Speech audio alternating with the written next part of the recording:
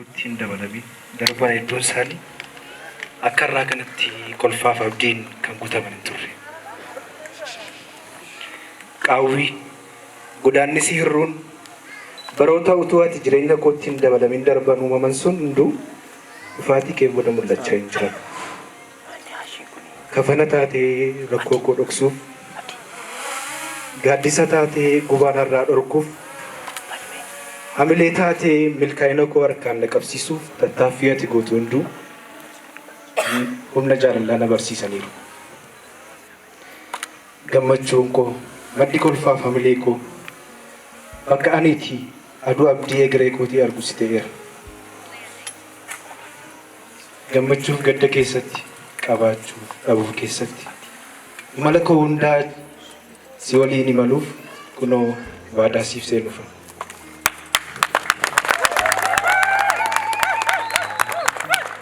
Kana booda haala kam keessattuu gaddi kee, gammachuun kee hunduu anaafis gaddaaf gammachuu kooti. Hanga umurii Waaqayyo naaf kenne hunda keessatti hafuura jaalalaa keen arganaa, ilaalcha jaalalaan si ilaalaa, maqaa jaalalaatiin ayyuu koo jedheen si waama.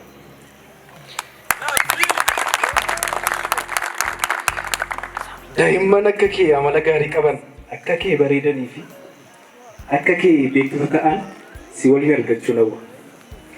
Siif abbaa manaa si kabajuu fi Waaqayyoon sodaatu daa'imman kiyyaaf abbaa gaarii ta'ee bara jireenya koo hundumaa si waliin kan kee ta'ee si waliin jiraachuuf waadaa nan seera. Sin jaalladha.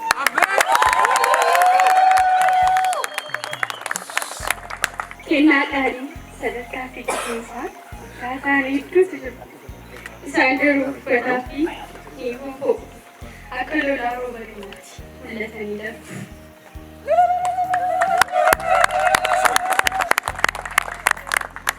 Kennaan qaalii eebba Waaqayyoo yeroo hundumaayyuu haala mara keessattuu haaraa ta'ee kan hin moofamnee fi hin darbine tokko garuu ni jira.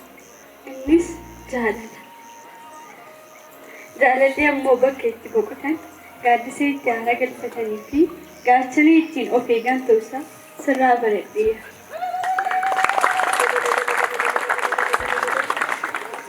Naafii koo ati kennaa kooti. Fayyaa Waaqni ittiin addunyaa jaalalaa kooti bareeche, hiriyummaan ittiin jireenya koo guutuu taasise, faaruu fi weedduu jaalalaa lubbuun koo yeroo hunda dhaggeeffatu jaalala keeti. Naafii koo bu'aa bahii jireenya kee keessatti utubduu kee, imala abjuu keessatti taasistu hundumaa keessatti geejjiba kee, iccitii kee hundumaaf ammoo golgituu kee ta'uuf waadaa koo siif kenna.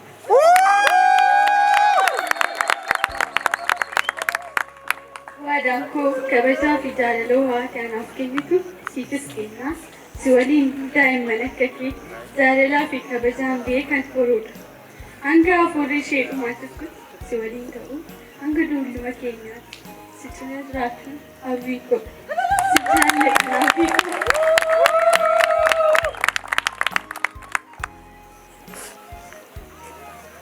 Ani miirri koo baay'ee natti dhaga'ameera, isin garuu baay'ee waan gammadanii fakkaatu. Jechoota jaalalaa baay'ee isaanii fiilmii fi walaloo gaggaarii irratti argaa turre. Egaa qaamaan dhufanii as nu bira dhaabbatanii jaalalli maal akka ta'e nutti agarsiisaa jiru. Maal akka jedhu hin beeku. Kanatti aansuudhaan ammoo waadaa amma walii galaniif kanaaf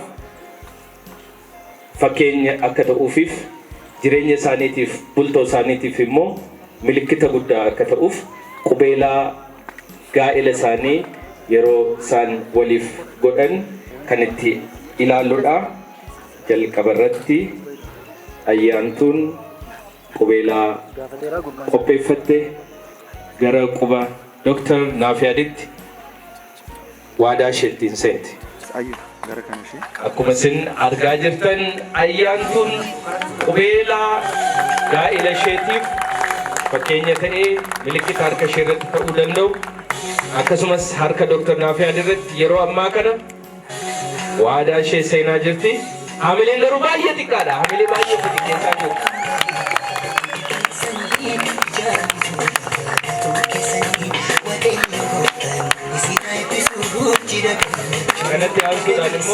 دكتور نافع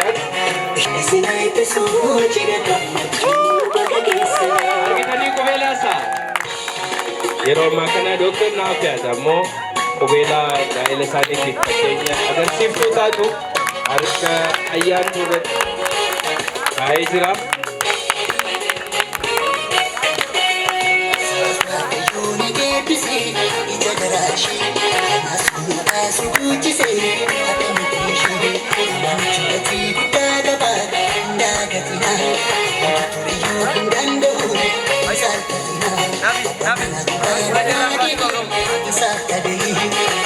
Egaa qubeelaa isaanii amma harka isaaniitti keewwatanii fi akkasumas immoo waadaan jaalalaa isaanii muuziqaa oolu. Yawaaqiyyo gooftaa jiraataa bara baraa alfa omeegaa kan taate ani ammasin kadhadhaa jaalala isaanii gidduutti jireenya isaanii gidduutti argachuu dhabuu dhiphina rakkina gammachuu isaaniitti akka ol danda'an rakkina obsaan gammachuu jaalalaan akka isaan wajjin dabarsaniif ayyaanni kee isaan haa gargaaru.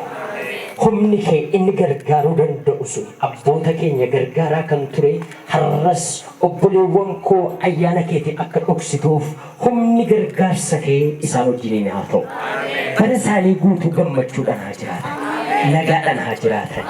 Bara isaanii guutuu siiniif jireenya isaanii gammachiisanii haa jiraatan. Fedha kee keessa haa jiraatan. Yaada kee keessa haa jiraatan. Dhalli isaanii maqaa gooftaa Yesuusiin kan si dhaga'aniif kan si jiraatan haa ta'an. Alaan heebbisi, jireenyaan heebbisi, fooniin heebbisi, hafuuraan heebbisi.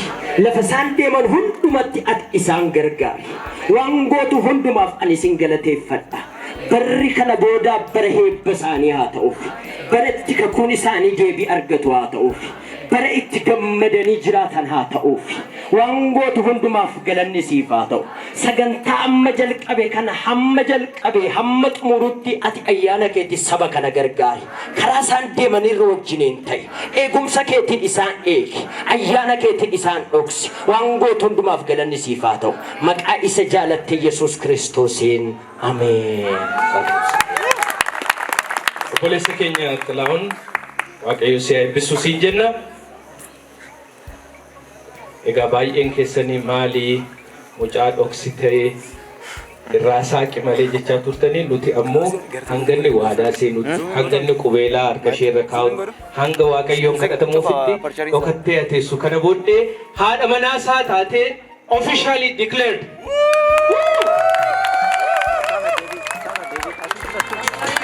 Kuno sabnis ilaalaa mucaa bareedduu ayyaatu jedhamtu kana haadha manaa Dooktar Naafaa taatee jirti. Amma gammaduu taphachuu dandeessu. Dooktar Naafaa akkaataan amma xiqqoo nuti taane jedhu miidholiin akka jaallatu nutti agarsiisu jedhama. Saami xiqqoo ishee dubbadhu. Haamilee kennaa fi kannis moo xiqqoo akka fi barsiisa fide dooktoreetti.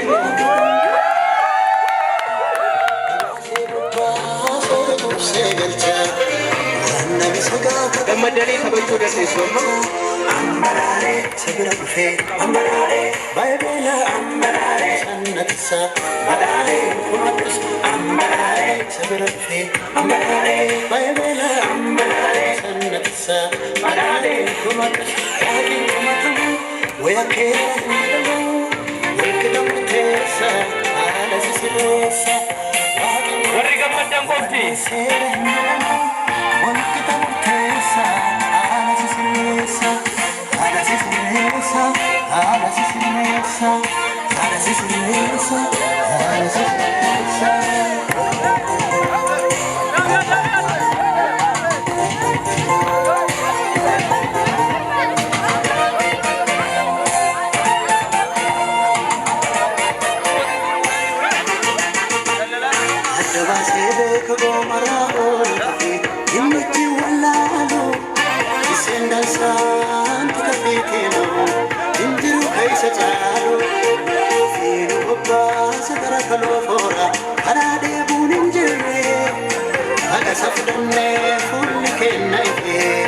obboleessa keenya hundumti keessan wajjiniin gammadanii akka taphattan siin affeerra bakka gammaddan.